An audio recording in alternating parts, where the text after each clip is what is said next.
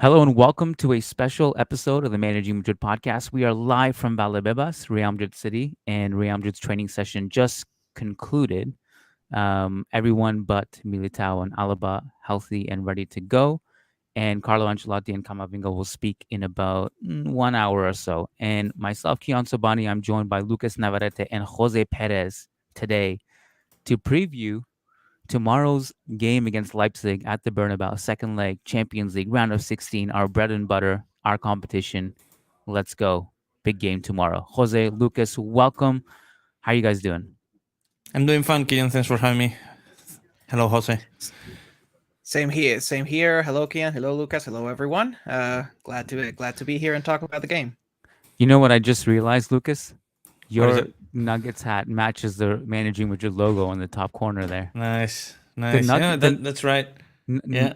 Mile High City, Denver Nuggets. It's very close to Managing Madrid. I don't know. I mean, you preceded me. I was not there at the beginning of Managing Madrid. Maybe you had something to do with that. The Nuggets and No. Managing Madrid colors. I don't know. No. I didn't have anything to do with the logo or the colors or anything. Maybe I would have. I don't know. The Vikingos part of it is.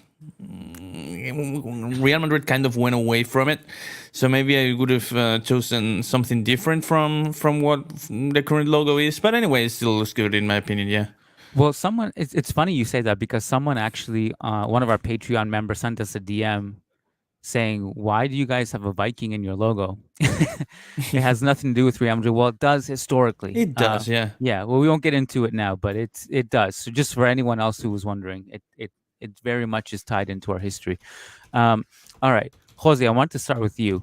So we all saw that Leipzig game, and it seems like an eternity ago. Since then, Leipzig, since they lost to Real Madrid at home, they beat Mönchengladbach 2-0, lost to Bayern away 2-1, and then most recently beat Bochum 4-1 away from home.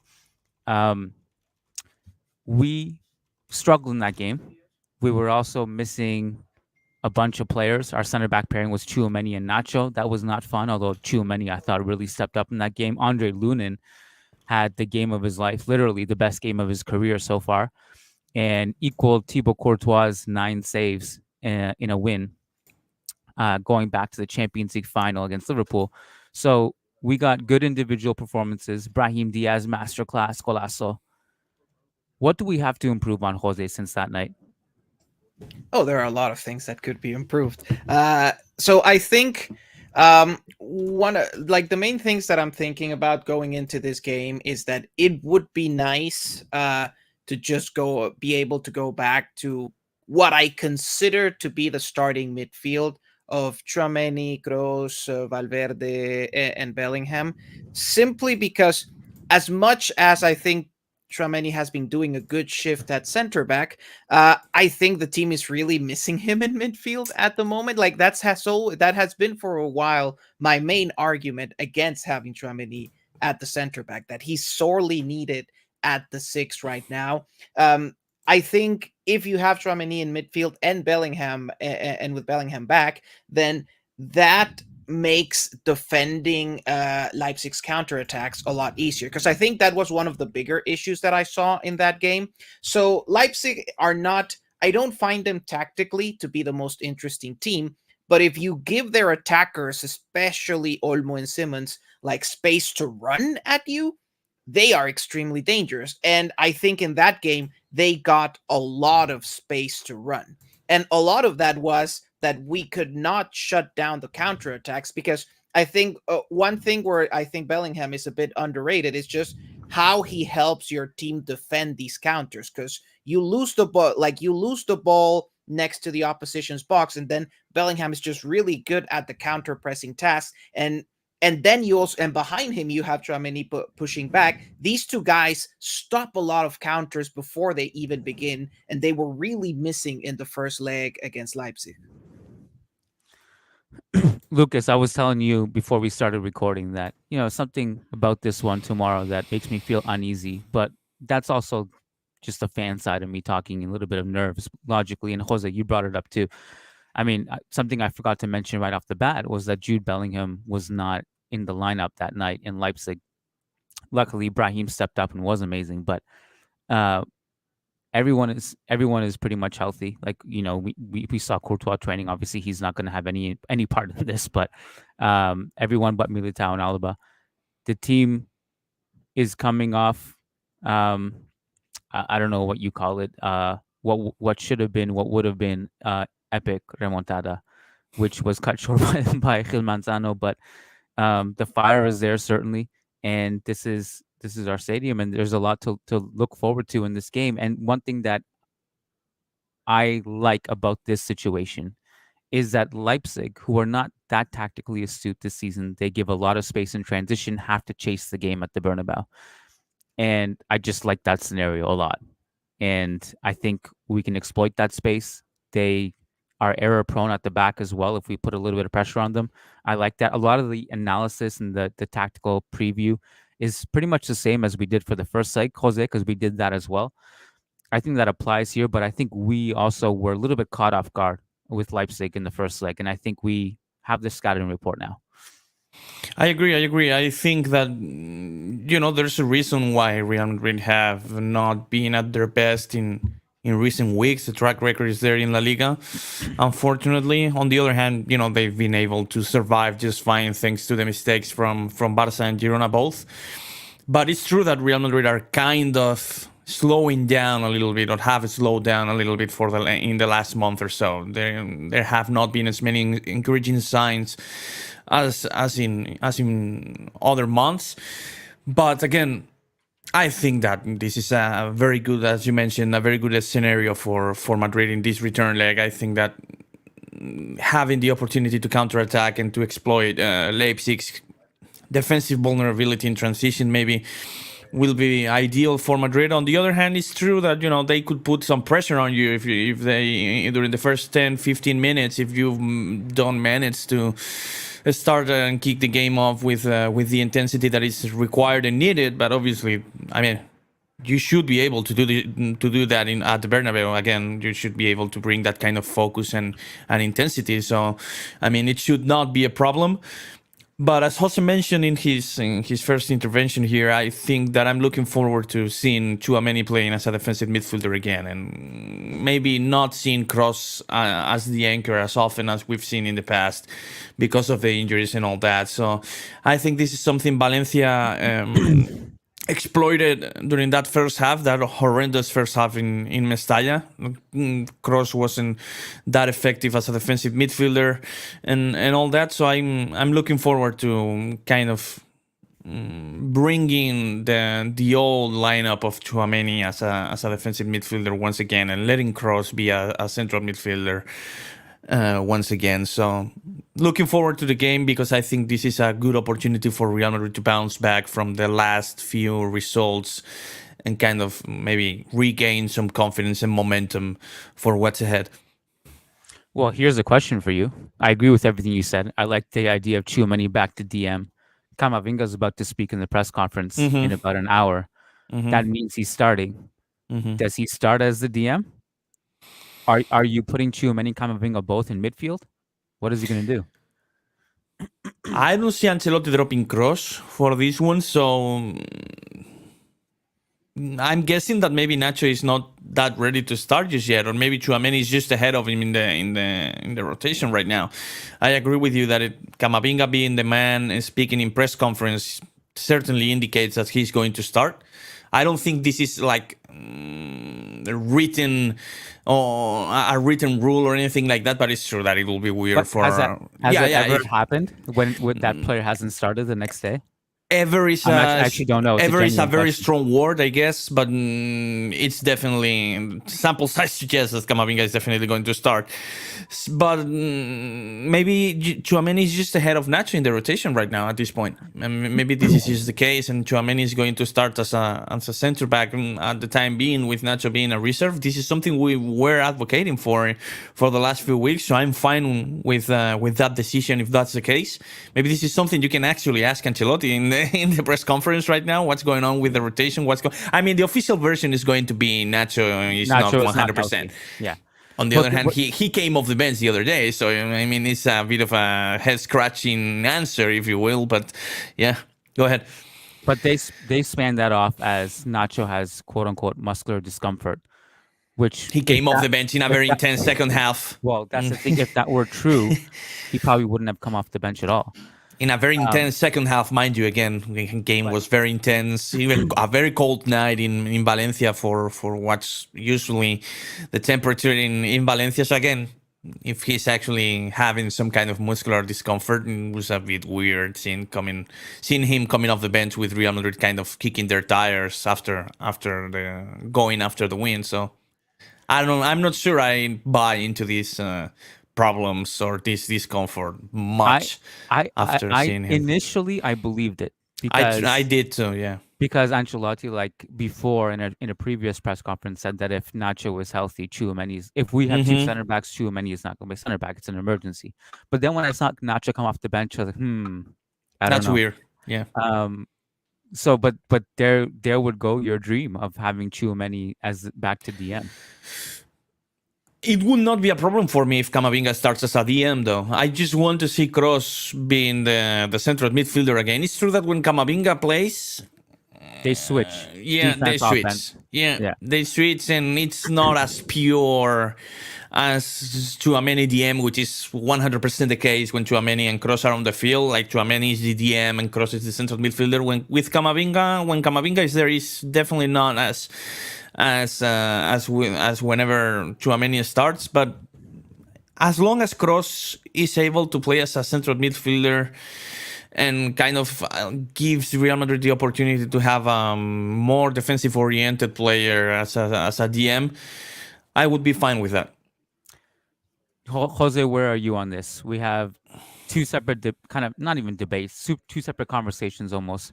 You got if Tchouameni and Nacho are both healthy, who is the best center back partner for Rudiger, and and also how that affects the midfield, where Camavinga, Kroos get deployed.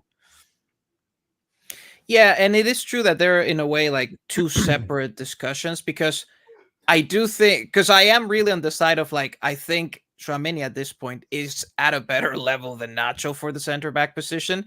At the same time, I value his contribution in midfield enough that I would prefer him at midfield rather than Camavinga, and especially in a game like this. So the thing with Camavinga is that, well, so first of all, we have to say that Leipzig is gonna start like pressing again, I presume, for this one. I was discussing this with with a German football analyst, because I watched their game against Bayern. They were rather passive, and I'm like, are they going to do this against Real Madrid at the Bernabeu? And it's like, and the guy told me they don't have anything to lose. So like, even if they go lose 5-0 because they press too strongly, it's not really going to affect their season much. So they will likely go press, especially like the first 20 minutes of the game. So that's the one thing what we should expect. And in those situations, of course, Camavinga can deal with the turn under pressure really well. My concern is that it's also a bit of a coin flip, is in that then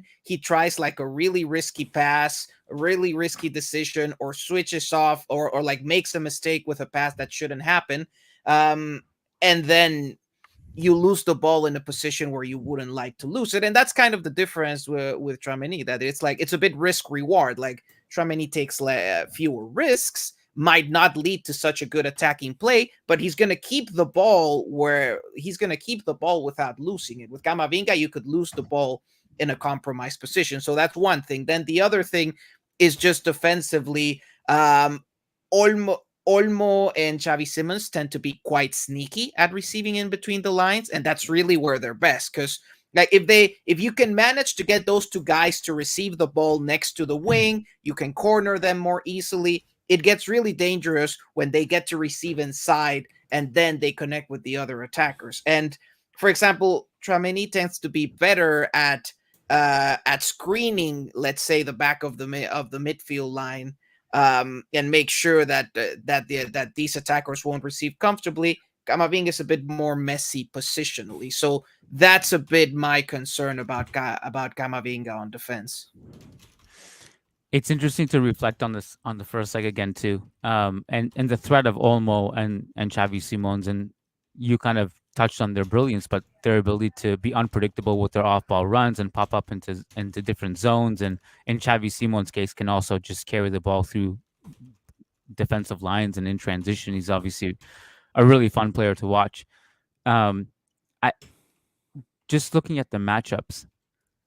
One thing that is interesting to me and Jose, we both know that every time we do a preview podcast, that it's Vinicius versus X right back that we look at.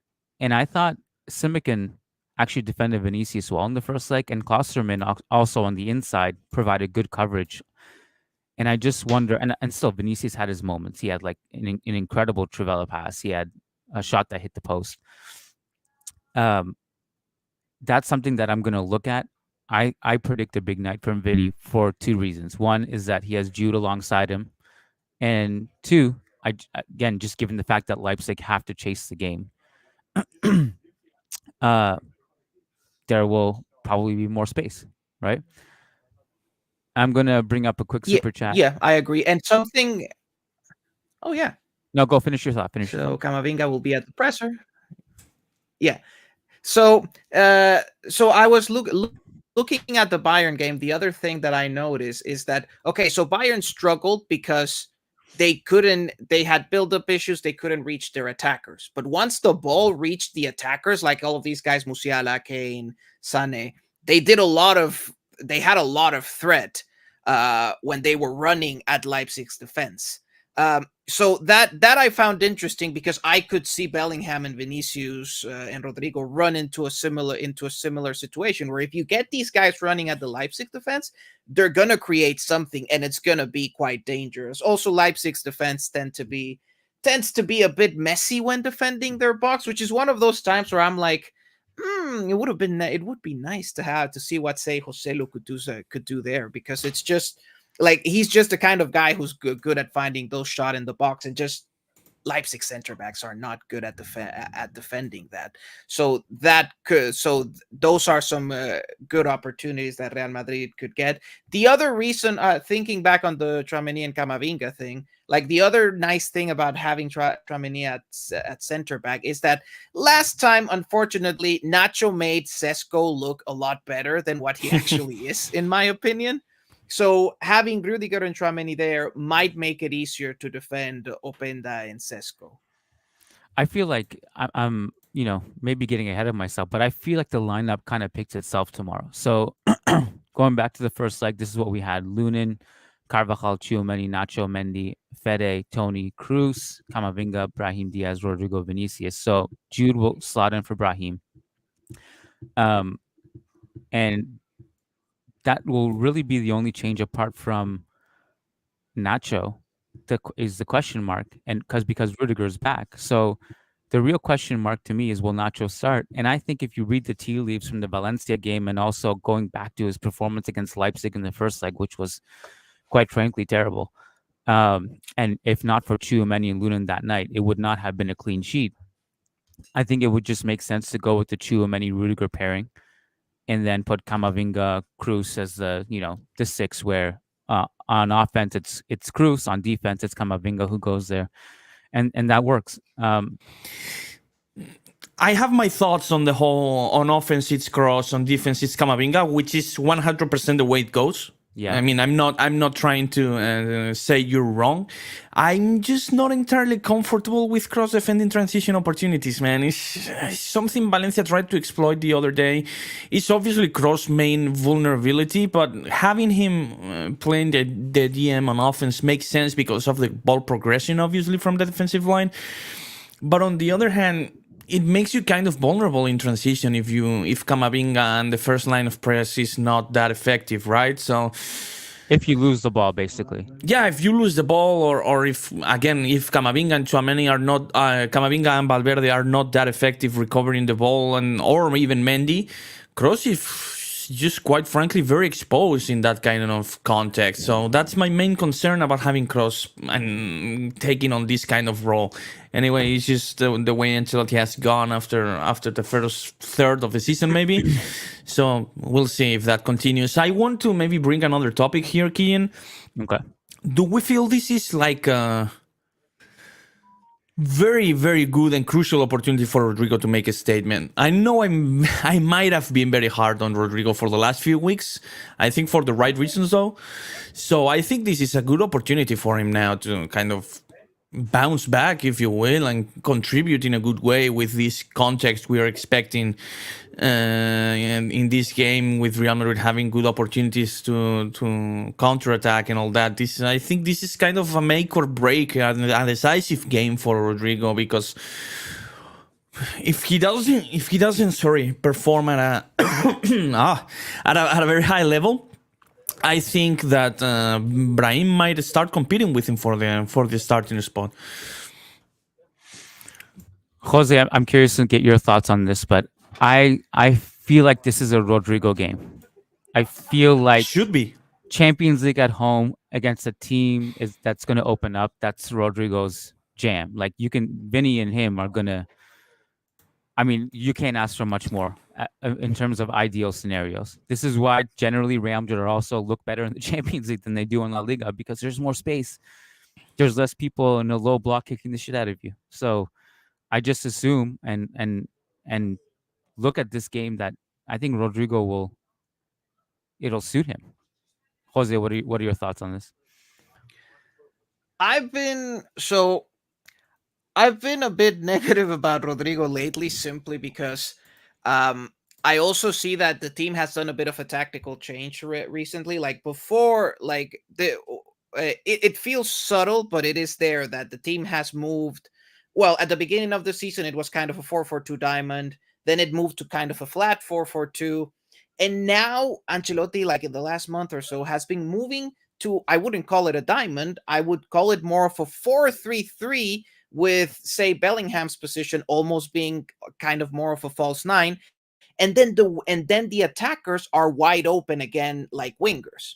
And that concerns me a bit, because Rodrygo, when you put him too far out wide, especially on the right, he just disappears from games. And I think there's of course an individual factor, but there's also a tactical factor of why he's been like participating less in games. Like he's been stuck to the right wing more often than usual. The best Rodrygo is the one that comes inside, goes more over to the left, starts combining with other players. So that has also been so that shift has also been a factor in making Rodrygo not participate as much in the games, and that worries me, because honestly, if you put Brahim in that same position, he would do more currently than Would be what better. Rodrygo is doing. Yeah. Like from that right wing position, Brahim can do better, and that's the thing I find concerning. That it's not just Rodrygo being in bad form. I think tactically the team is moving in such a way that's actually making Rodrygo participate less in the game. So I'm not super hopeful about tomorrow. Of course, if he could show up,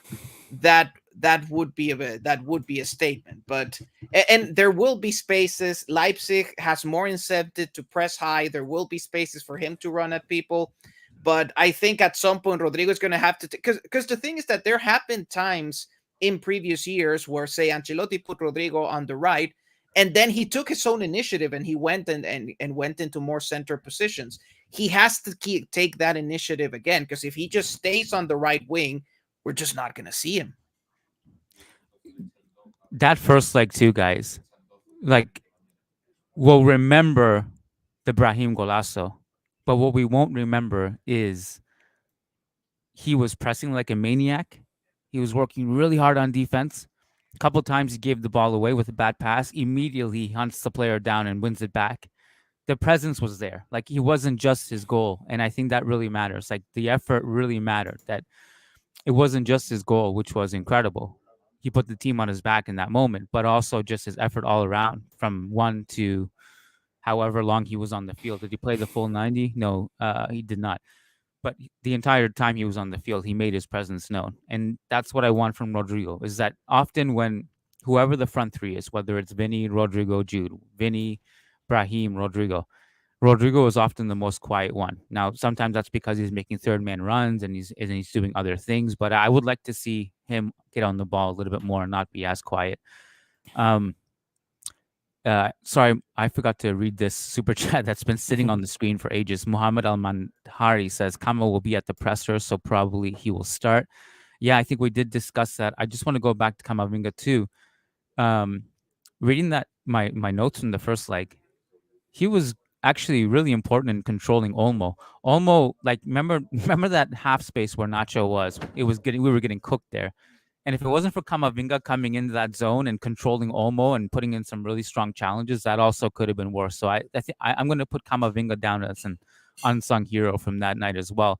And the other thing is, I don't know if we necessarily touched on this, but worth mentioning, we were terrible dealing with Leipzig's press that night as well. We were giving the ball away frenetically and making a lot of mistakes on the ball, and that needs to be cleaned up as well. Because, like you said, Jose, earlier, that I think Leipzig will come out aggressive because they have to, and they can put pressure on you, and that's something that I think we need to deal with a little bit better. So, guys, we kind of surpassed the 30-minute mark that I had allocated for this. Do you guys have any other thoughts that you wanted to get across before we wrap it up here? Not me. Just wanted just to touch a little bit on what Jose just said about the tactical changes. I haven't been a big fan of the last two changes Ancelotti has made to this team, which is the Bellingham false nine role. I'm not a fan of. I think he hasn't been as effective there as he were kind of behind the strikers, or at least alongside another striker. So I haven't been a big fan of that.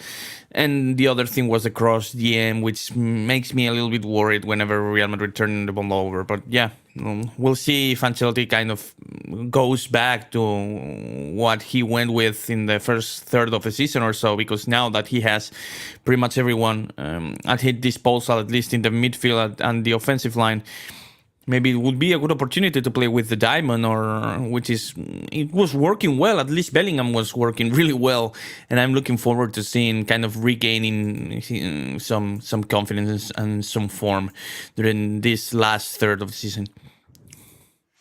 Yeah, and to add to what Lucas said, so I agree with that like with the tactical changes that Ancelotti has done lately, I'm not a big fan of like opening up the front three like this, because I think the strength of that Bellingham, Rodrygo, Vinicius unit is that is how quickly they can combine when they're close together. And if you put them further apart like this, then you lose a bit of that. In general, I think the team, partly because of the absences, partly because of these tactical changes, I feel the team has been fighting out the games much better than it's playing them. Like, it's competing, they're getting it, they can get clutch goals and everything, but the team is struggling a bit to like consistently create chances. And in the end, they managed to get the goals in clutch moments. But overall, I feel like the team has been playing a bit worse the last couple months. Like, especially to me, like the kind of inflection point was like after the Supercopa win against Barca. The team really started playing worse. Then they got that day in Girona where they played like Champions League final level. But then for the rest, it hasn't been that good. So hopefully this could be a good opportunity to get the team like in Champions League, back up in Champions League mode. Because like we know that what happened after the Girona game was like this team was way too tired because it essentially played a game with final intensity. And then it was a very bad game against Leipzig. So hopefully this might be an opportunity to recover. The key, again, Leipzig is going to go out to press. Don't lose.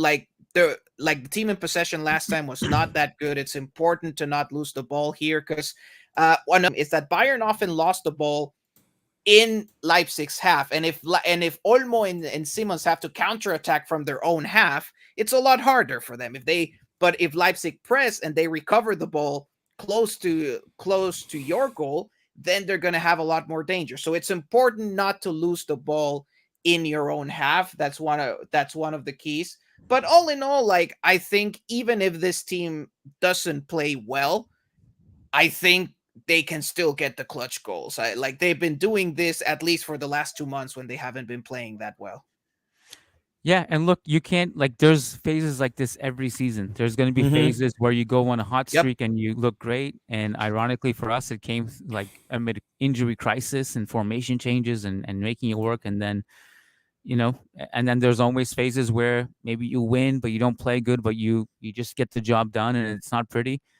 And then there's sometimes going to be bad patches. So, I think we've ridden it out so impressively overall. If you zoom out and look at the whole season and what we've been through and what we've done, I think it's been so far so good. So hopefully Leipzig will be one of the in-form, better performances and better W's.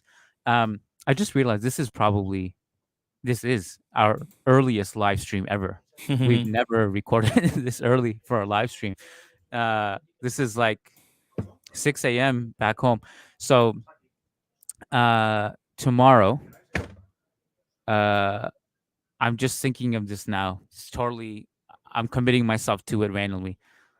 So I'll be at the Bernabeu. So I might just do a pregame stream from the stadium because tomorrow before the game we'll have lineups. We'll have quotes from Camavinga, Ancelotti, Marco Rose, whoever is speaking in the Leipzig press conference. I'm not going to go to that. That's later today at the Bernabeu. I'm going to go sleep instead. But yeah, and you guys are more than welcome to join tomorrow as well. All right, I'll be there. Yeah. Okay. Awesome. Jose, thank you. Lucas, thank you. Guys, Thank you again. for tomorrow's Thank you, pregame Kiyan. live stream. You guys have to be there live. You can't come. You can't like listen to it after. I mean, you can, but it won't be posted on the podcast feed. It'll just be on archived on YouTube because it's too time sensitive, basically. So just hop on live with us before the game, and we'll also see you after the game. And the post game show tomorrow will be much later because I have to get home from the Bernabeu. So, yeah. Awesome. Thanks, guys. Appreciate you. All right.